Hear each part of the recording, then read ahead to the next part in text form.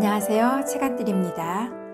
이번 영상에서는 3대 야담집 가운데 하나인 개서야담을 준비했습니다.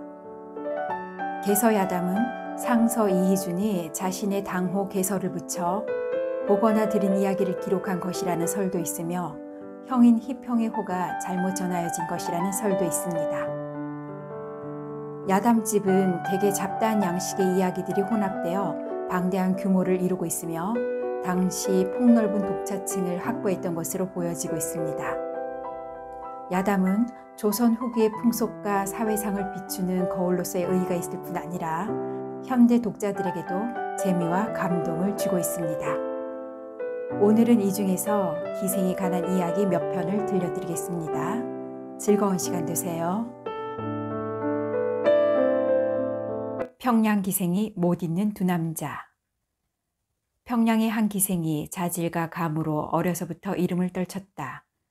스스로 말하기를 겪어본 사람이 많지만 잊지 못하는 사람은 둘인데 하나는 아름다워서 못 잊는 것이고 다른 하나는 거칠고 더러워서 못 잊는 것이라고 했다. 간혹 다른 사람이 그 까닭을 물으면 이렇게 대답하였다. 어렸을 적에 순사또를 모시고 영광정에서 잔치를 벌이고 있었지요. 석양 무렵 난간에 기대어 장님을 바라보고 있노라니 어떤 멋진 젊은 사내가 나귀를 나는 듯이 몰고 오더군요. 강변에 달려와 닿는 듯하니 배를 불러서 타고 건너와 대동문으로 들어오는데 풍채가 동탕했지요. 바라보노라니 마치 신성 가운데 논이는 사람 같은데 심신이 취한 것처럼 몽롱해지더군요. 측간에 간다는 핑계를 대고 누대에서 내려와 그가 묵는 곳을 알아보니 바로 대동문 안의 객점이더군요. 자세히 알아둔 다음 잔치가 끝나기를 기다렸다가 화장을 고치고 차림새도 시골 아낙네처럼 차리고선 저녁 어스름을 타 그 집에 갔답니다.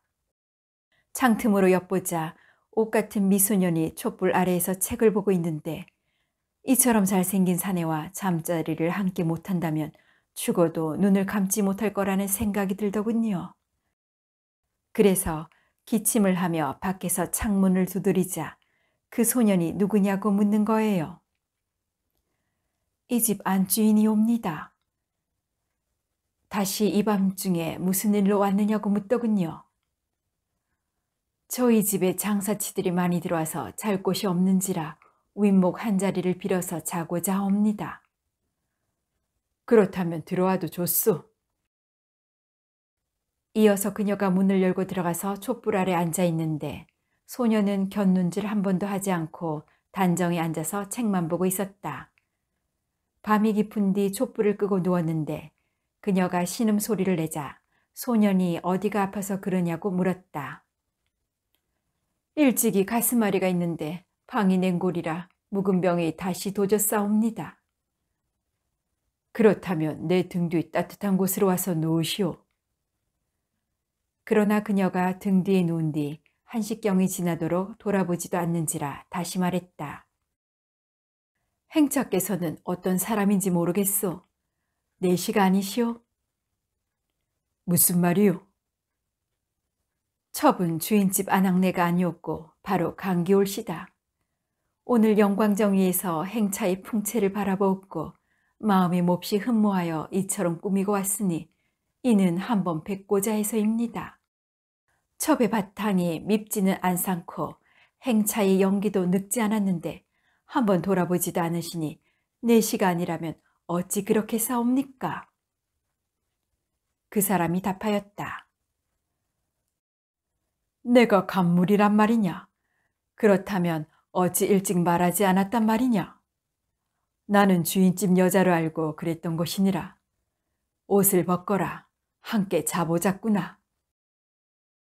이어 함께 희롱을 하는데 그 풍류의 맛인즉 일개 하류계의 방탕한 남자였으니 운우의 정이 흡족하였다. 새벽이 되자 일어나 서둘러 채비를 차려 떠나려고 하면서 그녀에게 말하는 것이었다. 의회에 상봉하여 요행 하룻밤 인연을 맺었으나 갑자기 헤어지고 나면 나중에 만나기를 기약하기 어렵겠구나. 이별의 해포야 어찌 말로 다 하겠느냐. 행랑 중에 정표로 삼을 만한 것도 별로 없으니 시나 한 수 남겨주마. 이어서 그녀로 하여금 치마폭을 들도록 하여 시를 써내려갔다. 물은 멀리 떠도는 나그네 같아 머무름이 없는데 산은 가인인 양하여 보내는 정 연연하네. 은촉은 오경인데 운우의 즐거움 그치니 숲에 온통 있는 풍우는 쓸쓸한 가을 소릴세. 시쓰기를 마치자 붓을 던지고 떠났는데 그녀가 소매를 부여잡고 울며 거주 성명을 물었으나 웃어 넘기며 알려주지 않았다. 나는 산수와 누대를 찾아 방랑하는 사람이니 거주 성명은 물어 무엇하겠느냐. 이러며 표현이 떠나갔다. 그녀는 집에 돌아왔지만 잊으려고 해도 잊을 수 없는지라 치마에 시를 부여 안고 울었으니 이것이 바로 그 아름다움을 사모하여 잊기 어려운 자였다. 일찍이 순사또의 수청 기생으로 모시고 있는데 하루는 문지기가 와서 모처의 마름 아묵의 동지가 뵙고자 문 밖에 와 있다고 아뢰었다. 순사가 그를 들어오게 하여 바로 보니 비대한 촌놈이라. 베옷에 집신 차림으로 허리에는 반쯤 빛이 바랜 띠를 둘렀고 머리에 늘어뜨린 근거는 완연한 똥색인데 눈자위가 사납고 용모가 추한지라 바로 일개 천봉장군이었다. 절을 올리기 전에 너는 무슨 일로 멀리에서 왔느냐고 순사가 묻자 대답하였다. 쇳내는 먹고 입는 것은 구차하지 않아 별로 순사또께 바라는 것이 없사오나 평생 소원이 어여쁜 기생년 하나와 정을 통하는 것이오니 이를 위해 불원천리 왔사옵니다. 순사또가 웃으며 말하였다. 내가 그런 생각을 품었다면 안 될 것도 없다. 이 중에 마땅한 기생이 있는지 가려보거라. 그 작자가 명을 듣자마자 곧장 수청방으로 들이닥치는데 기생들은 모두 풍비박산하여 달아났다. 그 작자가 그 뒤를 따라가며 쫓는데 하나를 잡더니 얼굴이 예쁘지 않다 하고 또 하나를 잡더니 살쪄서 마땅치 않다 하였다.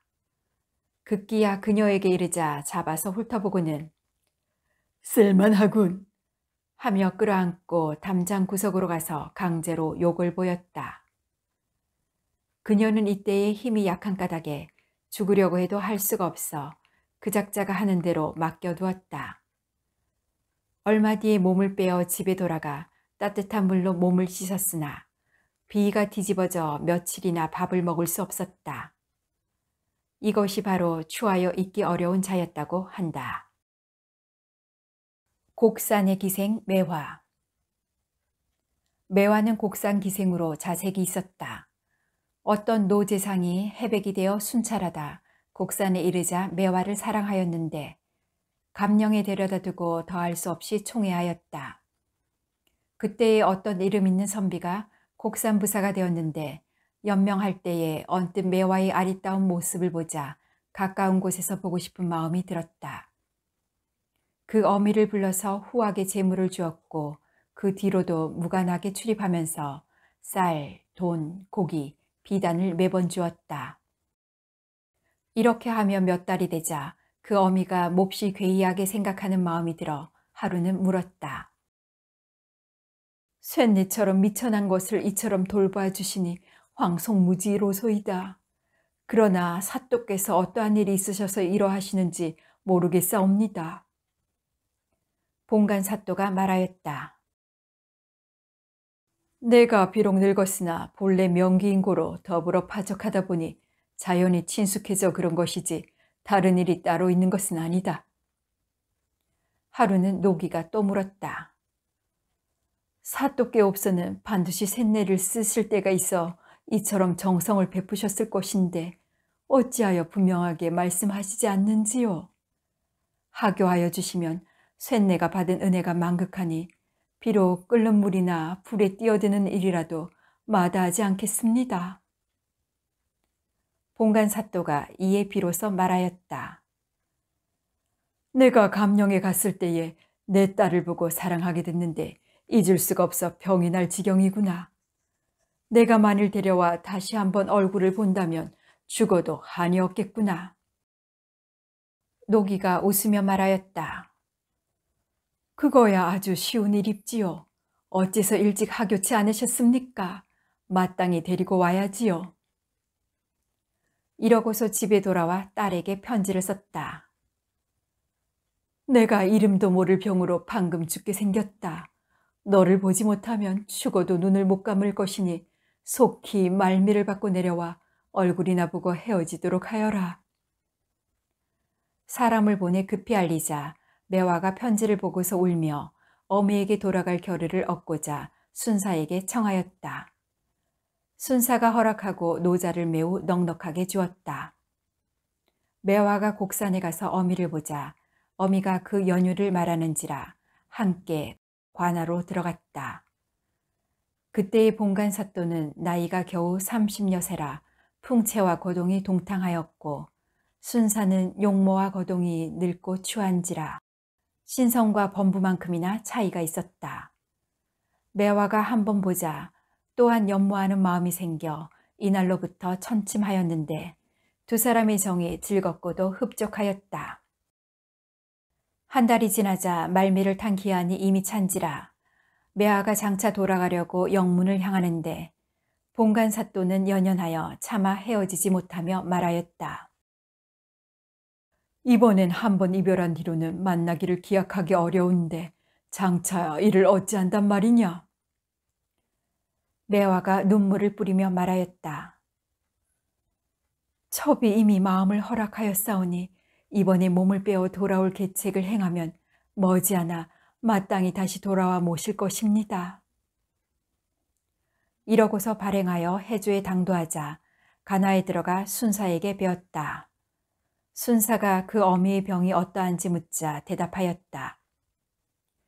병세가 위독하였으나 다행히 좋은 의원을 써서 지금은 나았습니다. 이런 뒤 이전처럼 동방에 있었는데 10여일이 지난 뒤에 매화가 호련히 병이 나 침식을 모두 패한 채 신음으로 날을 보냈다. 순사가 약이란 약을 모두 시험해 보았으나 효염이 없었다.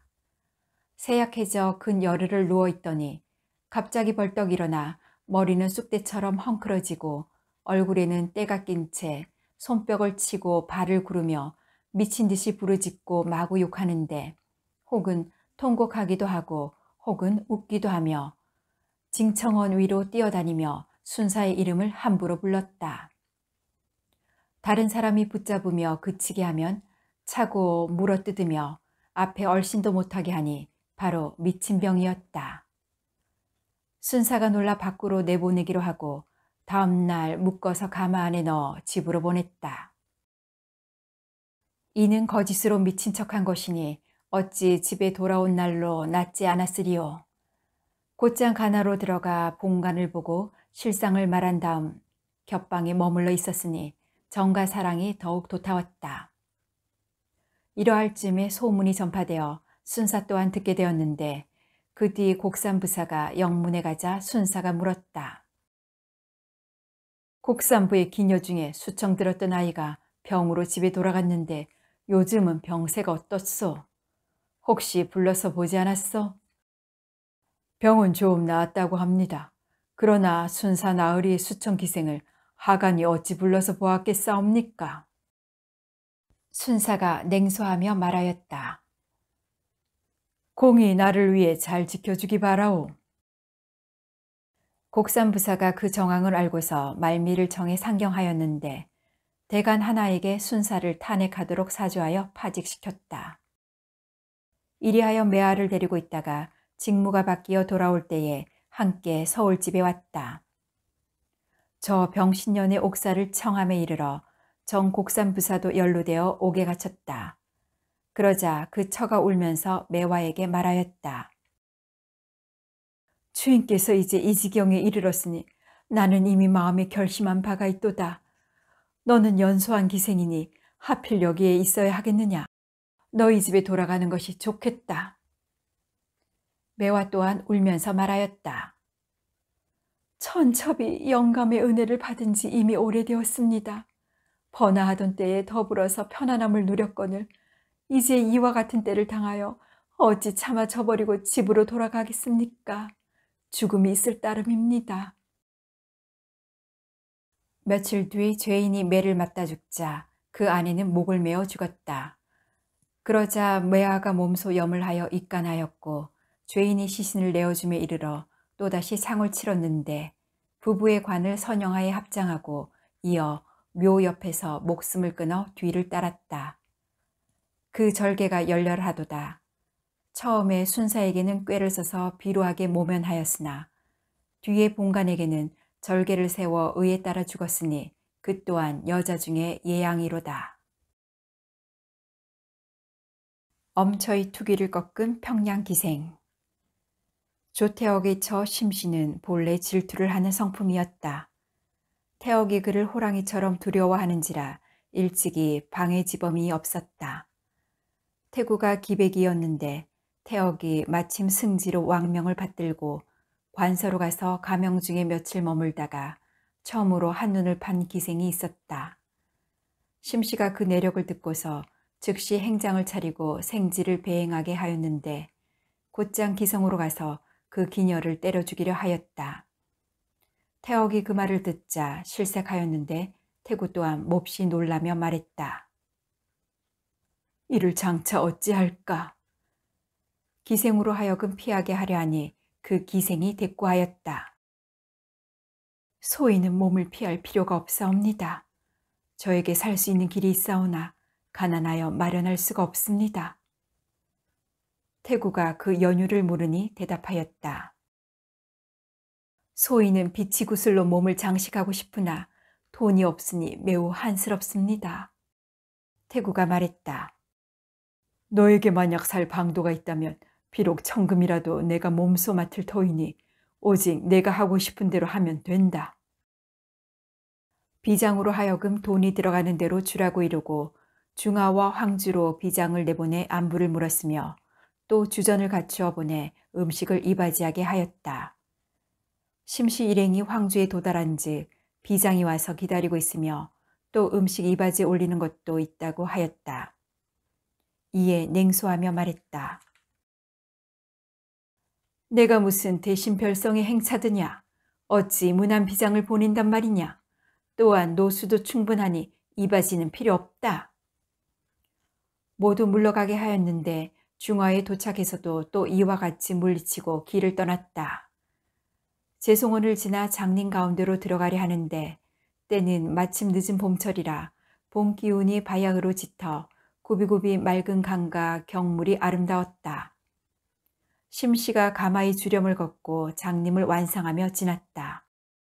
숲이 닿으면서 멀리 바라보니 흰 모래는 비단 같고 맑은 강은 거울 같으며 하얗게 회를 바른 성곽희는 강 언덕을 빙 둘렀는데 장사배가 분분히 물가에 모여 있었다.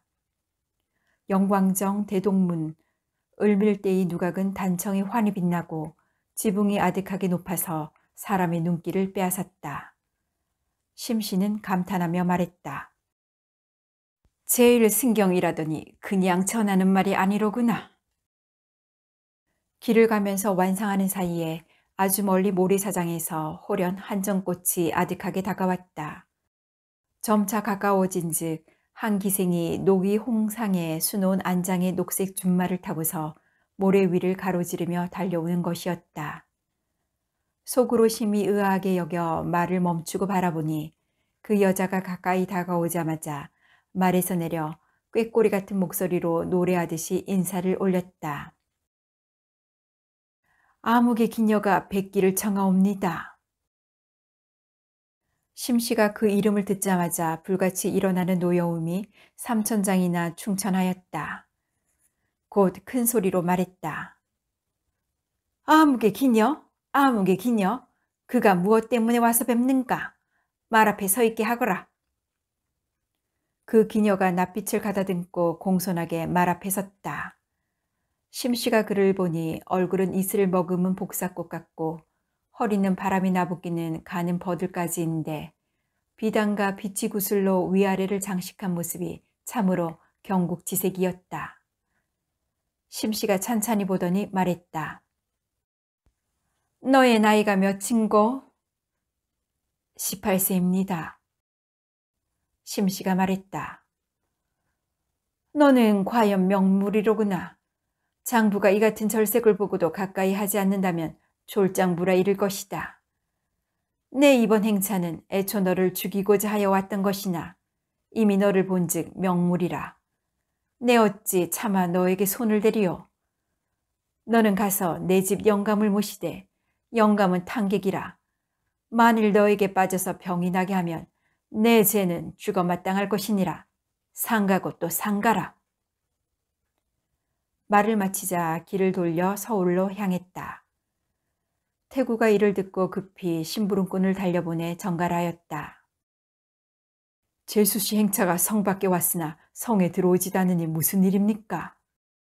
원컨대 잠시 성내에 와서 며칠 감영 중에 머물다 서울로 돌아가면 좋겠습니다. 심씨가 냉소하며 말했다. 나는 거릉뱅이 손님이 아니요. 성에는 들어가서 무엇 하겠습니까? 돌아보지도 않고 말을 달려 서울집으로 돌아갔다. 그 후에 감사가 그 기녀를 불러다 물어보았다. 너는 무슨 수를 썼기에 대담하게도 바로 호랑이 입으로 들어가서도 오히려 화를 면하였느냐? 대답하였다. 부인의 성품은 비록 사납고 투기를 한다고 하나 천리라 되는 곳에 이렇게 행차를 하는 것이야 어찌 구구한 여자가 갖출 수 있는 바이겠습니까? 말 중에 사납게 차고 깨무는 놈은 반드시 잘 걷는 힘이 있어서입니다. 사람 또한 이와 같습니다. 소인은 죽이면 죽는 것이지 비록 피한다고 그것을 면할 수 있겠습니까? 그런 까닭에 곱게 꾸미고 가서 절하였습니다. 만약 맞아 죽으면 어찌할 수 없는 것이고 그렇지 않다면 혹시 가엾게 여기는 마음을 가져줄까 하고 바랐던 까닭입니다. 설야에 떠오른 평양기생. 옛날에 한 재상이 관백이 되었는데 외아들이 있어 데리고 가서 살았다. 그때에 그의 동갑인 동기가 있었는데 용모가 아름다운지라 친해져서 사랑하는 정이 상같고 바다같이 두터웠다. 기백이 채기할 때에 부모는 그가 기생과 정을 끊고 헤어지지 못하면 어쩔까 걱정하여 물었다. 내가 모 기생과 정이 들었는데 오늘 갑자기 정을 자르고 결혼이 돌아갈 수 있겠느냐? 그 아들이 대답하였다. 이는 풍류호사에 불과하거늘 어찌 연연해 한다고 말할 것이나 있겠습니까? 그 부모가 다행히 여기고 기뻐하였다. 떠나는 날에 그 아들은 별로 이별을 애석해하는 뜻도 없었다. 한양에 돌아오자 그 아들로 하여금 산사로 부국 가서 삼녀의 공부를 부지런히 하게 하였다. 서생이 삼방에서 글을 읽고 있었는데 어느 날 밤 큰 눈이 처음으로 개어 밝은 달이 뜰에 가득하였다. 홀로 난간이 기대어 쓸쓸히 사방을 둘러보니 삼라만상이 소리를 죽이고 온 숲이 적막한지라 마치 구름 사이에 외로운 학이 무리를 잃고 슬피 우는 것 같고 아멸의 외로운 잔나비가 짝을 찾아 애타게 부르짖는 것 같았다. 서생이 이때에 마음이 서글퍼지며 관서의 모 기생이 홀연 생각났다. 그 고운 자태와 단아한 용모가 눈앞에 있는 것처럼 삼삼하여 상사의 마음이 샘처럼 솟아나니 잊으려 하여도 잊을 수 없는지라 끝내 마음을 억누를 수 없었다. 그래서 앉은 채로 새벽종이 울리기를 괴롭게 기다렸다가 옆 사람이 모르게 홀로 집신을 들매신고 약간의 노잣돈을 허리에 차고 산문을 나서서 걸어나가 곧바로 관서기를 향하여 갔다. 다음 날 여러 중들과 동학들이 크게 놀라서 수색했으나 끝내 그림자도 없는지라 그 집에 고했다. 온 집안이 놀라서 두루 산골짜기를 뒤졌으나 찾지 못하여 호랑이에게 물려갔다고 여겼는데 그 원통해 하는 모습은 형언할 수 없었다. 서생은 구불구불 험한 길을 걸어서 나선 지 여러 날 만에 겨우 평양성에 도착했다. 바로 그 기생의 집을 찾아가니 기생은 없고 다만 기생 어미만 있었는데 서생의 행색이 초라함을 보더니 차가운 눈으로 상대하며 전혀 반갑고 정성스럽게 맞이하는 뜻이 없었다. 서생이 물었다. 자네 딸은 어디 있는가? 대답하였다. 버여우로 신임 사또 자제에게 수청 들러 들어갔는데 한번 들어간 후로 아직 나오지 않았어. 그런데 서방님은 무엇하러 천리길을 걸어서 오시었소?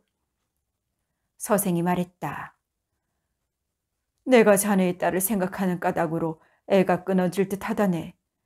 불원 천리하고 온 것은 오로지 한번 만나볼까 해서라네. 노귀가 냉소하며 말했다. 천리 타양에 공연히 헛걸음하시었습니다. 제 딸이 이곳에 있지만 저 역시 상면할 수 없거늘 하물며 서방님이야 어떻겠습니까? 일찍 돌아가시는 것이 나을 것입니다. 말을 마치자 방으로 도로 들어가 버리더니 조금 더 영접할 뜻이 없었다. 생은 이에 탄식하며 문을 나섰으나 갈 곳이 없었다. 감령의 이방이 일찍이 친숙하였고 또 부친에게 은혜를 많이 입었던 것을 생각하고 그 집을 물어서 가보니 그 이방이 깜짝 놀라서 일어나 자리로 맞이하며 말했다. 서방님께서 이것이 어쩐 일이십니까? 기공자께서 천리 먼 길을 걸어서 오시다니 진실로 꿈밖입니다.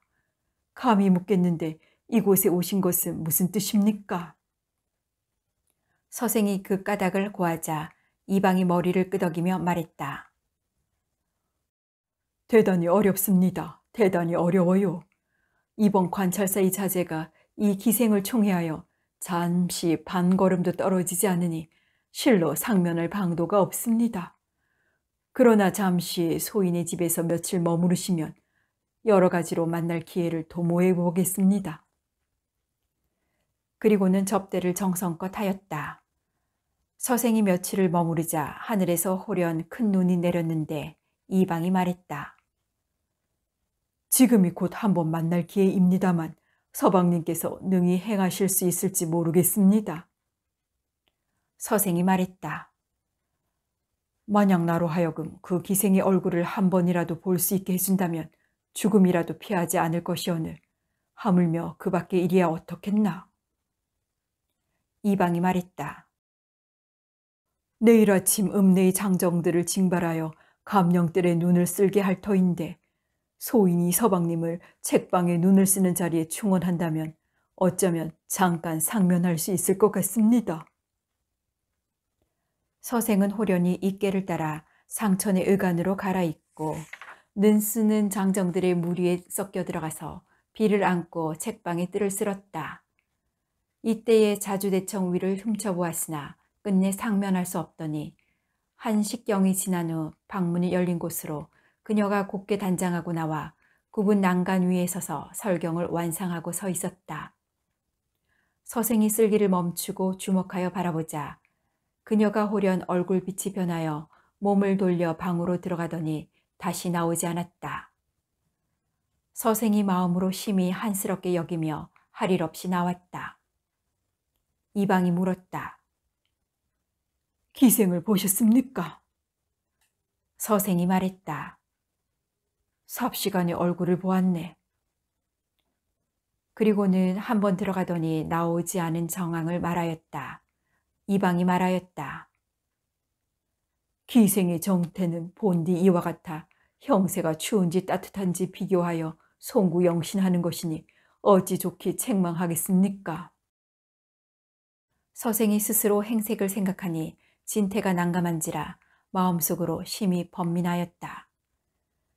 그 기녀는 서생의 얼굴을 한번 보자 마음속으로 그가 내려온 것을 알아차렸지만 나가서 한번 상면하려고 해도 책실 도령이 잠시도 떠날 수 없게 하니 어찌하리요. 이윽고 마음속으로 몸을 빼낼 계책을 생각해내고 호련 눈물을 흘리며 슬픈 형상을 하니 책실이 놀라서 물었다. 너는 왜 이러고 있느냐? 기생이 몰래 눈물을 감추고 슬픔을 억누르며 대답하였다. 소인 집은 다른 형제가 없는 용고로 소인이 집에 있던 날에는 돌아가신 부친 산수의 눈을 몸소 쓸었습니다. 오늘 큰 눈이 내렸는데 눈을 쓸 사람이 없으니 이것이 슬펐습니다. 책실이 말하였다. 그러면 내가 종 한 놈에게 시켜서 쓸도록 하마. 기생이 만류하며 말했다. 이것은 강가의 일이 아닌데 이 추위에 그에게 부당하게 소인의 선산을 쓸게 하시면 소인의 죽은 아비가 필시 무한한 욕설을 들으리니 이는 크게 불가합니다. 소인이 잠시 가서 쓸고 바로 들어오는 것이 무방할 것입니다. 게다가 아비의 묘소가 성동쪽 십리 지점에 있으니 갔다 오는 사이가 불과 수십경일 것입니다. 책실이 그 사정을 가련하게 여겨 허락하였다. 그 기녀는 즉시 집으로 가서 어미에게 물었다. 모처 서방님이 안이 내려오셨소? 어미가 말했다. 수일 전에 잠시 와서 보고 갔다. 기생이 소리를 죽이며 그 어미를 책망하였다. 인정이 정말 이와 같오. 그는 경상가의 기공자로서 천리길 이번 행사는 오로지 나를 보기 위하여 온 것인데 모친께서는 어찌하여 붙잡아 두고 내게 통지하지 않으셨소? 어머니가 차가운 마음으로 접대하니 그가 이곳에 기꺼이 머무르려 했겠소? 그리고는 눈물을 뿌려 마지 않았다. 그가 있는 곳을 찾으려 하였으나 물을 곳이 없었는데 호련 지난번 태수의 이방이 매번 책실에게 친근하였으니 혹시 그 집에 기숙하였을까 하는 생각이 떠올랐다. 걸음을 서둘러 가서 찾으니 과연 그가 있었다. 서로 손을 잡으니 희비가 교차하였다. 기생이 말하였다. 첩이 이왕 한번 서방님을 보았으니 결단코 이별할 생각이 없습니다. 이제 서로 붙잡고 도망하는 것이 낫겠습니다. 그리고는 도로 그 집에 가니 마침 어미가 없었다. 상자 속에 모아둔 5-6냐 은자를 찾고 또 장식용 폐물로 보따리를 하나 꾸려서 사람을 세내어 등에 짊어지게 하고 이방의 집으로 가서 이방으로 하여금 말 2피를 세내어 얻어오게 하니 이방이 말했다. 말을 세내러 왔다 갔다 하는 사이에 종적이 쉽게 드러납니다. 저에게 두어 필 건장한 말이 있는데 전별금으로 드리는 것이 좋겠습니다. 그리고는 다시 40-50냥을 꺼내어주며 노잣돈으로 삼게 하였다. 그 기녀와 즉시 떠나서 한양으로 가다가 덕산과 맹산 지경에 조용하고 궁벽진 곳에 집을 사서 살았다.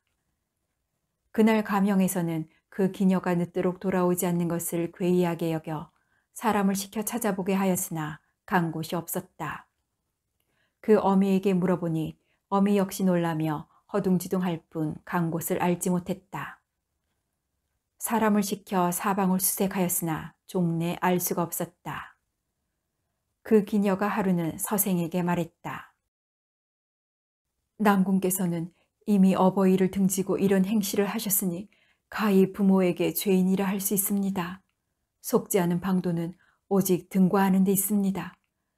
과거에서 결실을 맺는 방도는 부지런히 공부하는 데 있으니 의식의 염려는 첩에게 맡기시고 지금부터 글 공부에 힘쓰시면 그런 후에는 길이 있을 것입니다. 그로 하여금 두루 서책을 구하게 하였는데 책을 사는데 그 값을 따지지 않았다. 이로부터 부지런히 힘쓰니 과거 공부가 날마다 진보하였다. 4-5년이 지난 후 나라에 경사가 있어 바야흐로 과거를 설치하고 선비를 뽑는데 여자가 서생에게 권하여 과거 행차를 꾸리고 자부를 마련하여 보냈다. 서생이 상경하였으나 집에는 갈 수가 없는지라 여관에서 묵다가 기일이 닥쳐 과장에 갔다. 글재가 걸린 후에 일필희지하여 시건을 내고 방을 기다렸다. 방이 나오니 서생이 1등으로 높이 올라 있었다. 임금께서 이판을 불러 탑전에 가까이 오게 하여 하교하셨다. 일찍이 들으니 경의 독자가 산사에서 글을 읽다 호랑이에게 물려갔다 하였소. 이제 신방 장원의 복례를 보니 확실히 경의 아들인데 어찌하여 직함을 대사원이라 썼는지 이것이 의아하오. 부자가 동명이라면 또한 이상한 일이오. 또 조정재상의 반열에 어찌 경의 이름이 2사람이 있으리오. 진실로 그 영고를 모르겠어. 임금께서 신은을 불러오라 하시니 이판이 타바에서 부복하고 기다렸다. 신은이 입시하니 과연 그 자식이었다. 부자가 서로 붙잡고 그 긴 눈물을 흘리며 차마 서로 헤어지지 못하였다. 임금께서 이상히 여겨 앞으로 가까이 오게 하여 상세히 그 곡절을 물으시니 신은이 부복하였다가 일어나 그 부친을 저버리고 도피하던 일과 감령의 눈을 쓸던 일, 기생과 도피하여 공부에 힘써 등가한 연유를 일일이 상세하게 아뢰었다. 임금께서 책상을 치며 기이함을 칭송하고 하교하셨다.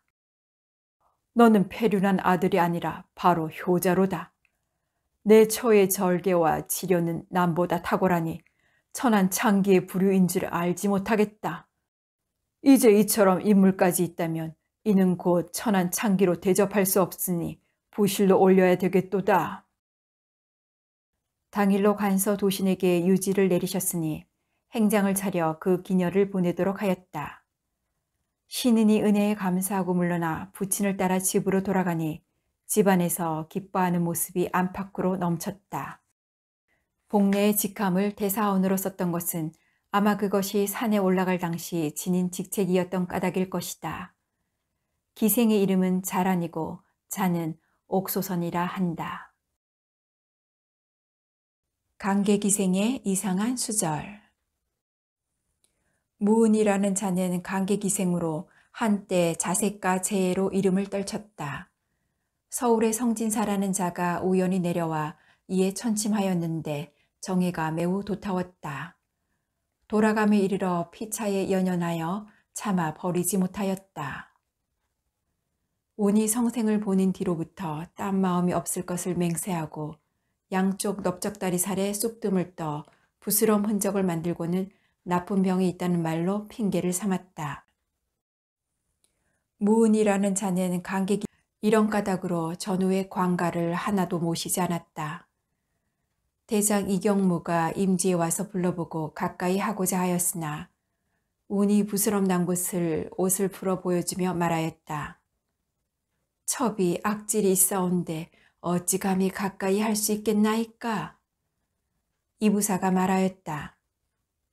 그렇다면 너를 앞에 두고 부리는 것은 괜찮겠지.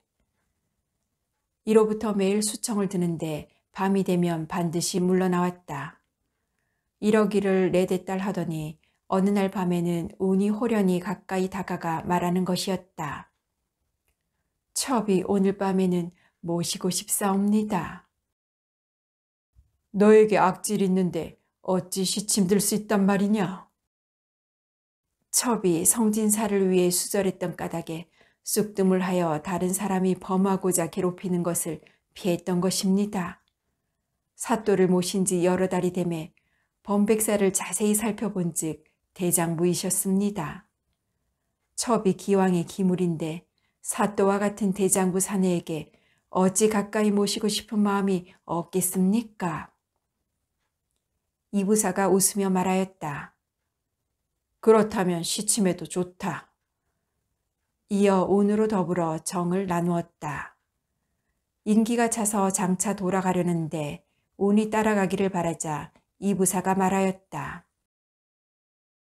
나는 첩을 셋이나 거느리고 있으니 내가 또 따라가는 것은 매우 불긴하다. 그렇다면 첩은 당연히 수절할 것입니다. 이부사가 웃으며 말하였다. 수절이라는 것이 성진사를 위한 수절과 같은 것이냐? 이에 운이 발끈하며 환한 기색을 짓더니 차고 있던 칼로 왼손 넷째 손가락을 찍는 것이었다. 이부사가 몹시 놀라 데리고 가려 하였으나 또 듣지 않는지라 이에 작별하였다. 그러고 나서 10년 뒤 훈련대장으로 성진에 보임되었다. 대개 조정에서 성진을 신설하고서 노련하고 중망이 있는 장수로 진정시키고자 하였던 까닭에 이부사가 단기로 부임하였던 것이다. 성진은 강계와 경계를 접하여 300렬이 떨어져 있는 땅인지라 하루는 운이 와서 아련하자 이가 혼연히 맞이하여 쌓였던 회포를 풀었다. 그리고 나서 함께 살았는데 밤에 가까이 하려고 하면 한사코 물리치는 것이었다. 어찌하여 이러느냐? 사또를 위해 수절하는 것입니다. 나를 위해 수절한다면서 어찌하여 나를 거절하는 것이냐? 이미 남자를 가까이 하지 않기로 맹세하였으므로 비록 사또라도 가까이 할 수 없습니다. 한번 가까이 하면 바로 회절하는 것입니다. 이러면서 굳게 사양하는 것이었다. 그리하여 1년여를 함께 살면서도 끝내 서로 가까이 하지 않았는데 이부사가 돌아감에 이르자 하직하고 자기 집으로 돌아갔다. 그 뒤 이부사가 상처하자 운이 바삐 달려가 서울에 머물렀는데 상내를 지낸 후 다시 내려갔고 이부사가 죽자 또한 그렇게 하였으며 운대사라고 좌우하며 노년을 마쳤다.